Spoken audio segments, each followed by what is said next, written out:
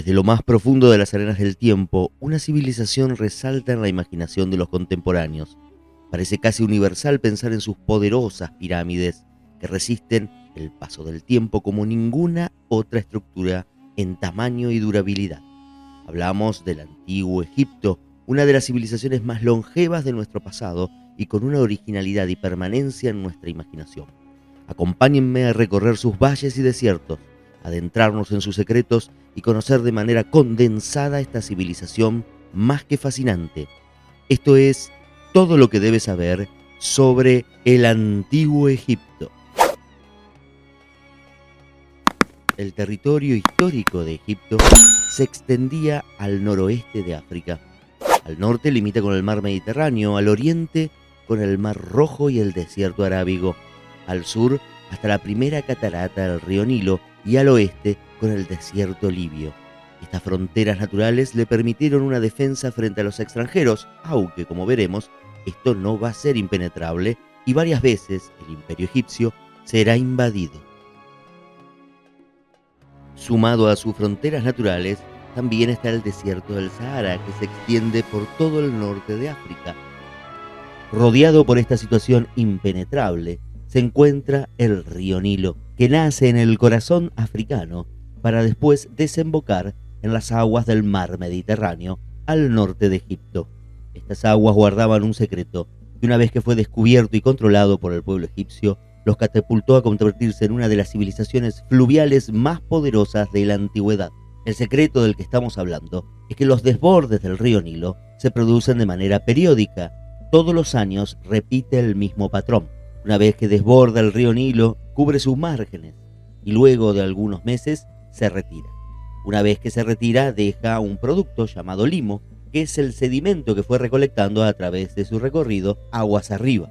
Este permite la fertilidad de zonas que antes no eran posibles de cultivar. Por lo tanto, es aprovechado al máximo para poder producir los alimentos necesarios para toda la población. Cuando había inundaciones o cuando no las había, se podía aprovechar para realizar represas, canales, piletones y contenedores que permitieran aprovechar al máximo estos desbordes de la manera más eficiente posible.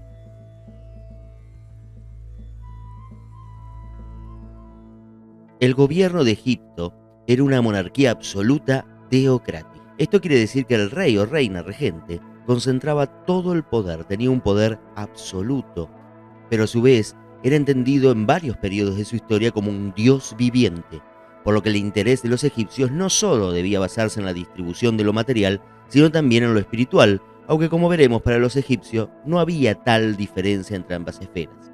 Al faraón, como se lo conoce hoy en día, se le atribuían poderes y también la intervención con los mismos dioses con los cuales estaba emparentado según la tradición egipcia. Una de las particularidades más reconocidas en el día de hoy de la monarquía egipcia era que estaba muy difundida la endogamia, el matrimonio entre hermanos, sobrinos, tíos y demás parientes cercanos de la familia real. La razón de esta práctica poco saludable radica en dos ejes principales.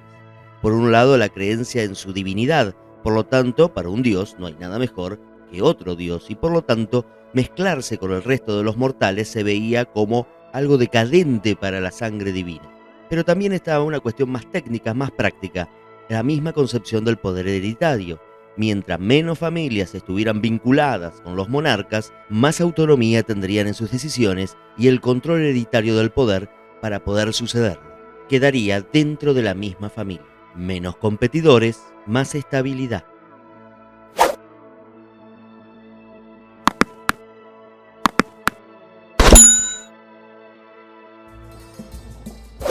La sociedad egipcia estaba basada fuertemente en el lugar de nacimiento. Es importante destacar que en el pasado los lazos sanguíneos y los ancestros en común tenían un papel determinante en el estatus social y en los lugares jerárquicos que se podían ocupar. Podemos determinar una especie de pirámide social ubicando a los grupos más importantes dentro de la sociedad egipcia. En la cima de todo está el faraón y su familia. En la estructura social, el faraón era casi un semidios y por lo tanto sus familias y parientes se repartían los principales cargos de gobierno y vivían una vida colmada de privilegios. La religión en Egipto ocupaba un lugar enorme en la vida común, pero también enorme en todos los aspectos del Estado. Tenía una enorme influencia y, por supuesto, era indivisible de este. Los sacerdotes, como grupo social, concentraban un poder enorme, al ser los intérpretes de los deseos de los dioses, los rituales que permitían la inmortalidad después de la muerte y el manejo de la magia. Al ser un estado que abarcaba toda la vida y la producción de sus territorios, era necesario un nutrido grupo de funcionarios que administraba todas las tareas y, por supuesto, entre estos burócratas sobresalen los escribas, los ilustrados que debían aprender a leer y escribir para poder dejar asentados todos los intercambios, impuestos y decisiones que se tomaban dentro y fuera del Estado. Los soldados profesionales eran muy valorados dependiendo la época de Egipto, mientras que en el reino antiguo su existencia era muy poco desarrollada y solo convocada en épocas de guerra. Durante el período nuevo, claramente era necesario contar con un cuerpo militar entrenado para controlar la expansión fronteriza que había realizado el imperio. Los comerciantes y artesanos eran un grupo muy nutrido y el que daba cierta dinámica a la economía, principalmente agraria, de Egipto. Se encargaban de suministrar las herramientas y utensilios necesarios para poner en funcionamiento la ingeniería hidráulica, las obras públicas y los arados y siembras en las tierras estatales, de los templos y en algunos períodos privadas. Los campesinos constituían hasta el 80 o 90% de la población egipcia. La mayoría de ellos trabajaban en los campos produciendo cultivos, pero también algunos trabajaban como sirvientes en las casas de los ricos nobles. Durante la temporada de inundaciones, que podía durar varios meses, los campesinos se dedicaban a trabajos de infraestructura, templos, caminos, obras hidráulicas o incluso las pirámides. Los esclavos no eran tan numerosos como se creía. Realmente su peso en la economía egipcia era minúsculo y eran usados más para labores privadas o domésticas.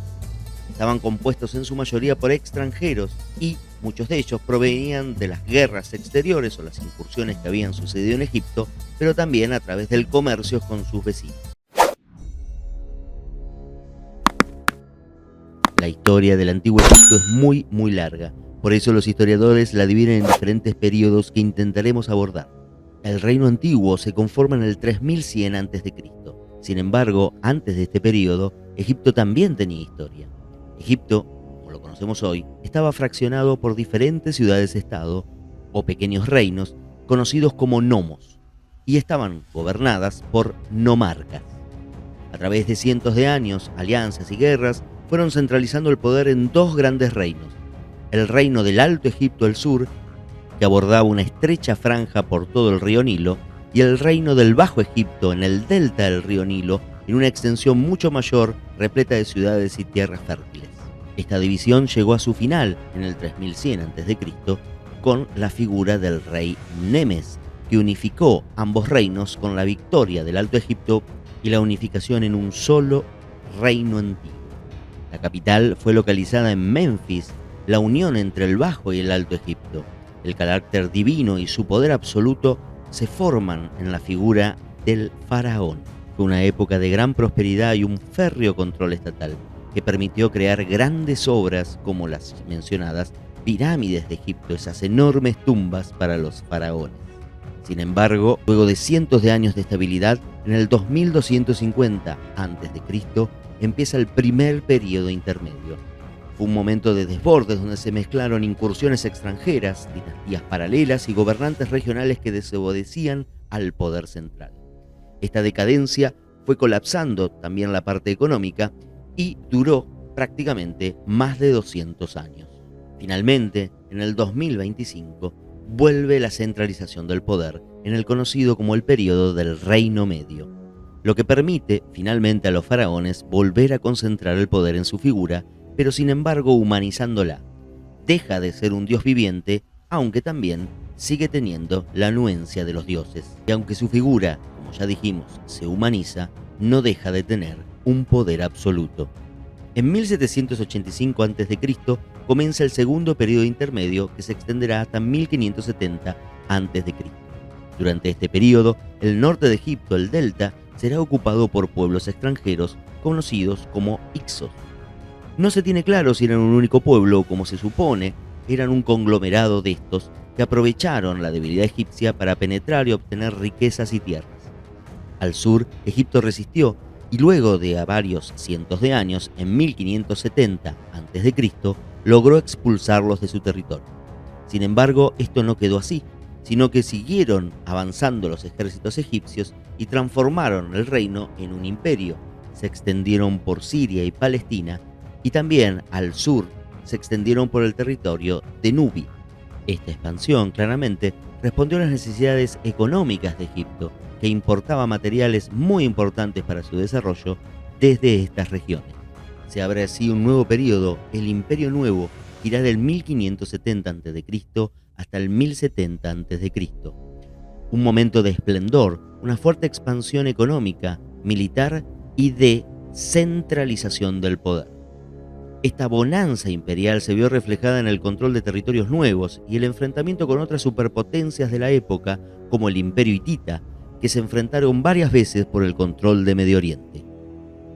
Sin embargo, en 1070 van a llegar los pueblos del mar que vienen por el Egeo y van a atacar tanto hititas como egipcios.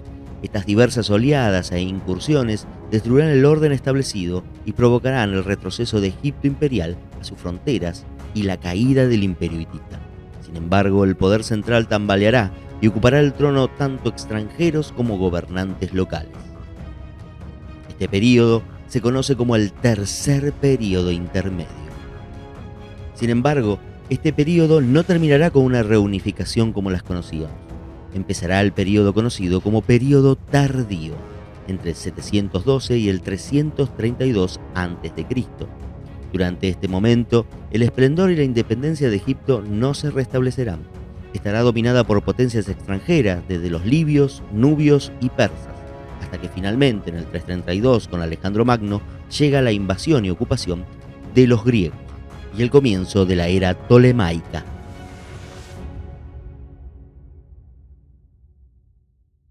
Espero que hayas disfrutado este recorrido por uno de los momentos más importantes de nuestra historia. Si te gusta lo que hago, no dudes en suscribirte y en compartir para que seamos más y mejores. Sin más, nos vemos en el futuro para compartir cosas de nuestro pasado.